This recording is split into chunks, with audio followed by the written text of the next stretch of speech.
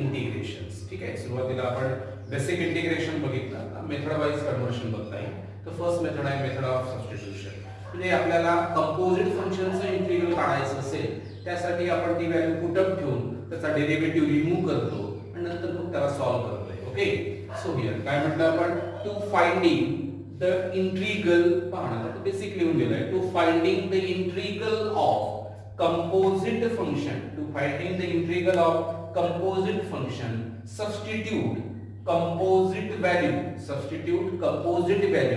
and remove its derivative in numerator or denominator and convert the problems in terms of new variable t and finding the standard integral. Okay, याच टॉपिकचा आपण theorem study करतोय, महत्त्वाचा theorems आहे. Okay, मग आता theorems काय म्हणतोय की if x is equal to जर phi of t is a differentiable function of t असेल तर ते आपल्याला प्रूव्ह करायचंय integral of f of x dx is equal to ray integral of f of phi of t into phi dash of t dt. Okay, मग आता इथे proof मध्ये बघा स्टार्ट करतोय. ओके, काय म्हणायचं आता इथे, if x is equal to phi of t is रे काय is here differentiable function of कोण t. म्हणजेच काय झालं, x is equal to phi of t असेल. ओके, मग आता याला डिफरन्शिएट करा बरं विथ रिस्पेक्ट टू t. तर dx अपॉन dt ची व्हॅल्यू phi डॅश ऑफ कोण आहे तर t. याला इक्वेशन 1. मग मी कन्सिडर करतो लेट रे integral of f of x dx ला काय यूज करतो आपण, g of x, याला 2. मग आता डेफिनेशन नुसार आपण काय सांगता येईल बघा, डेफिनेशन ऑफ इंटिग्रेशन कोण रे, ddx of g of x ला आपण काय कॉल करणार, f of x. याला आपण कॉमनली इक्वेशन 2 कॉल करू. चालेल, हां. मग बघा आता झालंय. मग आता इथे आपण याला डिफरन्शिएट केलं. मग आता हे कन्सिडर केल्यानंतर इथे डेफिनेशन ऑफ इंटिग्रेशन मग काय म्हणायचं, बाय रे कोण, चेन रूल ना. आता चेन रूल प्रमाणे त्याला मी रिटर्न करतोय, पहा लक्ष द्या, काय d dt ऑफ कोण g of x, याला कसं अरेंज करणार मी, ddx of g of x into dx upon dt लिहिता येते, dx dx काय झाला कॅन्सल. मग ddx of g of x ची व्हॅल्यू पहा कोण आहे, f of x. dx upon dt ची व्हॅल्यू कोण आहे, phi dash of t. Okay, कशावरनं लिहिलंय, फ्रॉम इक्वेशन 1 and 2. आता f of ना, आता x ची व्हॅल्यू सांगा बरं कोण दिली आहे, phi of t into phi dash of t. कोणाची value, d dt of g of x. मग काय म्हणाल, बाय डेफिनेशन ऑफ इंटिग्रेशन, नाहीतर मग डेफिनेशन ऑफ अँटी डेरिव्हेटिव्ह सारखंच आहे. मग साइनचा डेरिव्हेटिव्ह कॉस, तर कॉसचं इंटिग्रेशन साइन, हा डेरिव्हेटिव्ह याच्यावर ऑपरेट होईल. काय म्हणाल, g of x is equal to integral of f of phi of t into phi dash of t dt. Okay, मग g of x ची व्हॅल्यू पहा बरं इक्वेशन 2 वरून, integral of f of x dx is equal to integral of f of phi of t into phi dash of t dt. हेच the proof. Okay, या पद्धतीने त्याला आपल्याला प्रूव्ह करायचंय. सरळ सरळ कन्व्हर्शन आहे. x ची व्हॅल्यू phi of t असेल तर डिफरन्शियल फंक्शन त्याला डिफरन्शिएट करा, dx upon dt is equal to phi dash of t. He value consider करायची की integral of f of x ला जर आपण g of x कॉल केलं तर याचा derivative he f of x असेल, ddx of g of x ची व्हॅल्यू f of x. मग चेन रूल प्रमाणे आपण त्याला रिटर्न केलं, ddt of g of x ddx g of x into याला रिअरेंज dx upon dt, याची value f of x, याची value f dash of t. नंतर x ची व्हॅल्यू पुटअप ठेवली, डेफिनेशन ऑफ इंटिग्रेशन यूज केला आणि solve केलं. Okay, हा फर्स्ट कॉर्नरी बघूया आपण याच्यामध्ये. कॉर्लरी म्हणजे त्याचे स्टँडर्ड रिझल्ट आहे ते आपल्याला डायरेक्टली यूज करायचे. तर फर्स्ट कॉर्लरी कंपोजिटची आहे. Corollary number 1, if f of x dx ला तो लिहितोय phi of x plus c, then ray integral of f of ax plus b dx असेल तर आपल्याला 1 upon a phi of ax plus b. Okay, या पद्धतीचं कन्वर्शन. ठीक आहे. मग आता इथे सोल्युशन मध्ये let integral of f of x dx ला लिहिता येतं phi x plus c call as 1. मग काय करणार आता तुम्ही I is equal to बघा काय दिलाय integral of ax plus b कोण रे dx ना. मग आता कंपोजिट कोणती व्हॅल्यू आहे ती व्हॅल्यू पुटअप ठेवायची. Put ax plus b equal to t differentiate with respect to काय करणार तुम्ही x रे. आता a constant derivative of x is 1a, मग b चा डेरिव्हेटिव्ह 0, t चा रे dt अपॉन dx कोण रिमूव्ह करणार x ना dx म्हणजे dx is equal to 1 upon a dt. मग I पहा बरं कसं f of ax plus b ची व्हॅल्यू t, dx ची व्हॅल्यू 1 अपॉन a dt. आता 1 upon a constant f of t कोण येतं dt. ओके, मग काय म्हणाल आता 1 अपॉन a. आता f ऑफ x dx ची व्हॅल्यू काय लिहितो आपण phi ऑफ x ना म्हणजेच कोण phi of t plus c म्हणजेच रे t ची व्हॅल्यू कोण बघा किती these are ax plus b plus किती c. ओके, या पद्धतीने त्याला आपण इंटिग्रेट करतो. हां, मग आता इथे सेकंड कॉर्लरी आहे f of x चा power n into f dash of x dx असेल. तुमच्या लक्षात येऊन आलं असेल की आपण जनरली कंपोजिट टर्म पुटअप ठेवून राहिलोय. मग आता लेट रे I is equal to बघा काय f of x चा power n into f dash of x कोण येतं dx कोण आहे कंपोजिट ह्या ना. मग f of x is equal to t याला डिफरंशिएट करा विथ रिस्पेक्ट टू x. काय मग f dash x t चा डेरिव्हेटिव्ह dt अपॉन dx म्हणजे f dash x dx ची व्हॅल्यू कोण रे dt ना. मग आता I पहा बरं कसं चेंज करणार f of x ची व्हॅल्यू t चा पॉवर n कोण रिमूव्ह करणार तुम्ही f dash x dx ची व्हॅल्यू कोण dt म्हणजे t चा पॉवर n तुमचा इंटिग्रल t चा power n plus 1 upon n plus 1 plus c. t ची ओरिजिनल व्हॅल्यू लिहून घ्यायची रे f of x चा power n plus 1 upon n plus 1 plus किती येतं c.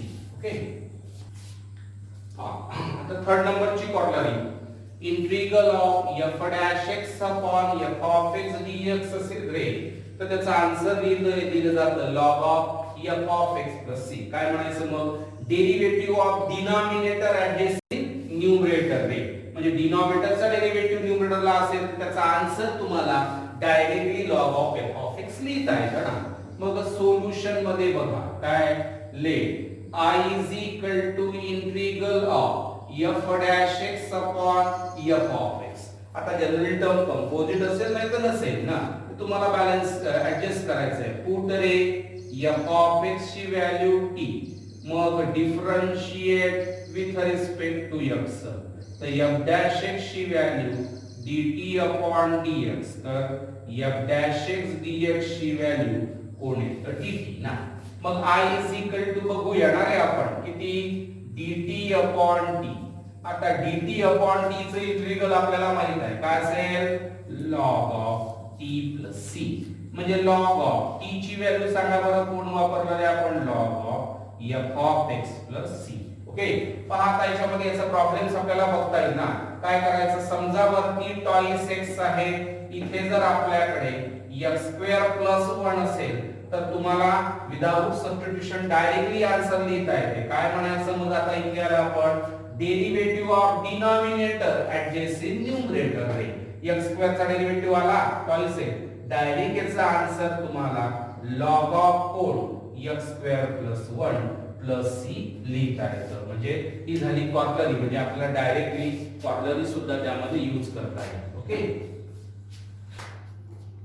तर कॉर्लरी नंबर 4 बघा integral of f dash x upon here in root of f of x असेल तर आपल्याला त्याला लिहिता येतं 2 into in root of f of x plus c. Solution मध्ये रे late I is equal to f dash x upon in root of f of x असेल तर आपण काय सांगितलं आता ही कंपोजिट व्हॅल्यू आहे ती पुट अप ठेवणार. पुट रे f of x equal to t differentiate with respect to x त्याचा डेरिव्हेटिव्ह मला माहित आहे f dash x is equal to dt upon dx means ray f dash x dx ची value कोण आहे तर dt नाही का. मग I is equal to बघा बरं कसं लिहिता dt upon in root of t. आता फॉर्म्युला शिकलो आपण dt upon in root of t चे integral 2 root t plus c आणि t ची ओरिजिनल व्हॅल्यू पुट अप ठेवा कोण f of x plus c. आता याच्यावरच प्रॉब्लेम्स आपल्याला बघता येतं.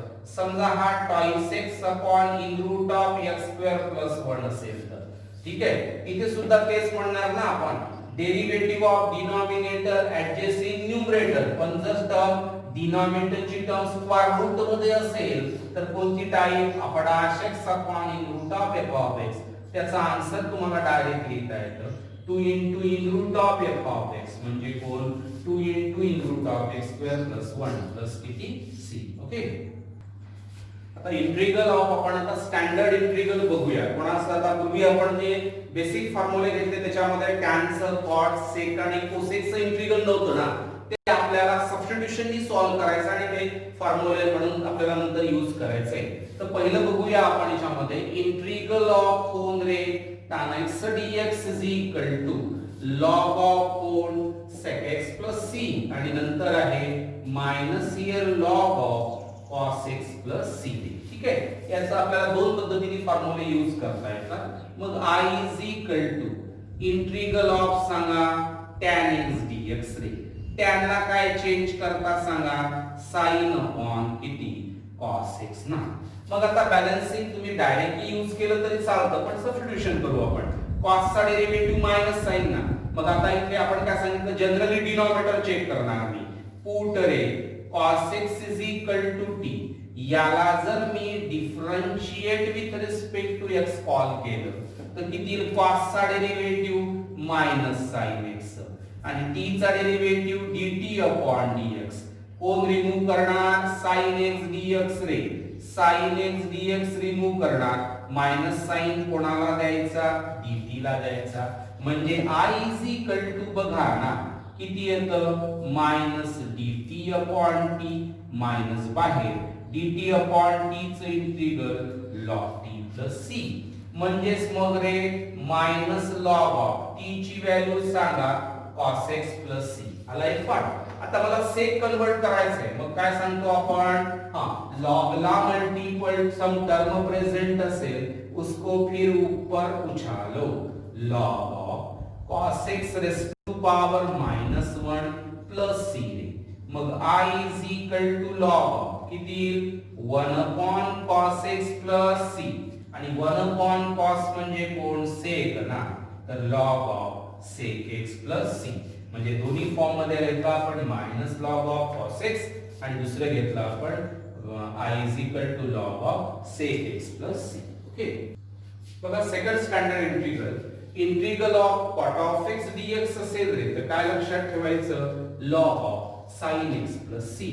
मग I is equal to बघा ना integral of cot x ray cot ला काय लिहिता सांगा cos x upon कोण sin x dx म्हणजे तुम्हाला सरळ दिसेल sin चा डेरिव्हेटिव्ह cos नाही put sin x equal to t so इसको डिफरेंशिएट करो x के सापेक्ष तो sin का डेरिवेटिव क्या होगा का सापेक्ष t का डेरिवेटिव रे dt upon dx किसको रिमूव करना है आपको cos x dx को cos x dx का वैल्यू कितना होगा dt. ओके तो I is equal to कैसे लिखोगे इसको cos x dx का वैल्यू dt upon t रे तो dt upon t का इंटीग्रल पता है आपको कितना होगा value log of t plus c.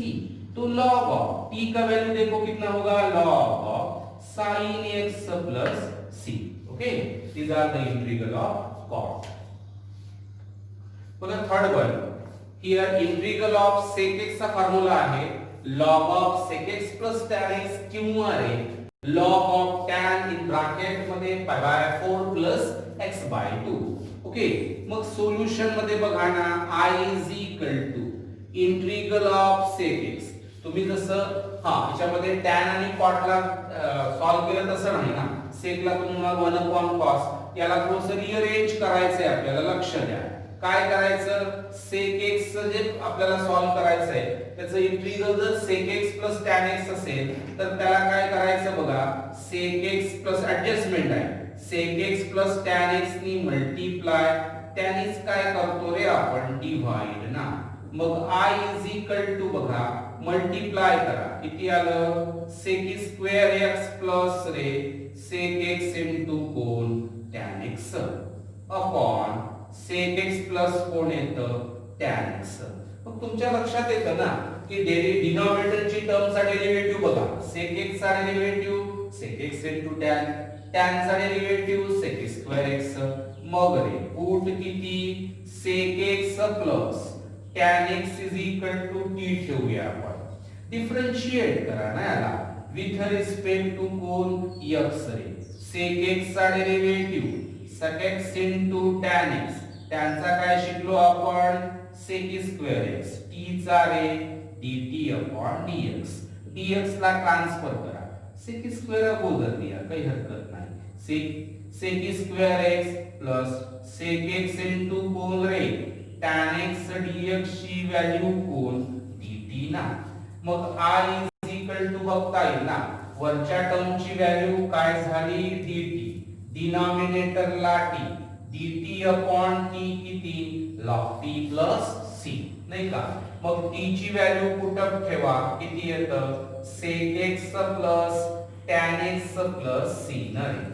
मग तुम्हाला जर log of tan pi by 4 plus x by 2 बनवायचं असेल ना त्याला, तर sec ला चेंज करायचं सांगतो, हे 1 upon cos, tan ला sin upon cos. ओके, मग वरती कोण येईल cos आला ना, 1 plus sin x upon cos x.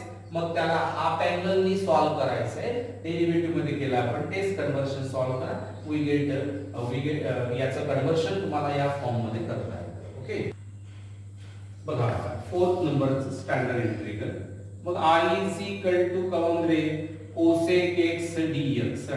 जसं मगाशी केलं तसंच आहे इथे आता. मग आता काय म्हणतो आपण, cosec x याला cosec x minus cot x नी मल्टिप्लाय रे, आणि त्यानेच काय करायचं, डिवाइड ना. मग बघूया, okay, cos x minus cot x नी मल्टिप्लाय त्यानेच डिवाइड ना. मग किती येतं सांगा बरं, चला cos x नी मल्टिप्लाय करा, किती cos स्क्वेअर x मायनस रे cosec इनटू cot x. डिनॉमिनेटरला तीच व्हॅल्यू लिहिणार आपण, cosec x प्लस कोण आलं cot x dx. आता डिनॉमिनेटरचं पाहा, डिनॉमिनेटरचा डेरिव्हेटिव्ह तुम्हाला मेथडला दिसतोय, cosec चा derivative minus cosec into cot, sorry हे मायनस पाहिजे, ठीक आहे. मग आता इथे cot चा डेरिव्हेटिव्ह मायनस ना, मायनस मायनस प्लस, मग काय म्हणता पुट रे cosec x minus cot x ची व्हॅल्यू किती पुट ठेवतो आपण t नाही का. मग आता याला डिफरंशिएट करा बरं with respect to x. cosec चा काय फॉर्म्युला, cosec इनटू cot, आता cot चा derivative minus minus minus plus रे cos स्क्वेअर x, t चा derivative dt upon dx. Cross करा बरं याला, किती येतं सांगा, cosec these are किती cos स्क्वेअर x मायनस रे cosec x into cot x आहे, dx ची व्हॅल्यू कोण dt. तर I पहा बरं कसं चेंज करता, पूर्ण टर्मची व्हॅल्यू dt ना, याला रिमूव्ह केलाय बरं तुम्ही. मग काय म्हणता, dt upon t, dt upon t log t plus c. आता t ची ओरिजिनल व्हॅल्यू लिहून घ्या, cosec x minus cot x plus किती c. सेकंड फॉर्म जर बनवायचा असेल तुम्हाला तर cosec ला चेंज करा 1 अपॉन sin, cot ला चेंज करा cos अपॉन sin, आणि नंतर मग तिथे हाफ अँगल यूज करून तुम्हाला ते कन्वर्शन मिळतं. ठीक आहे.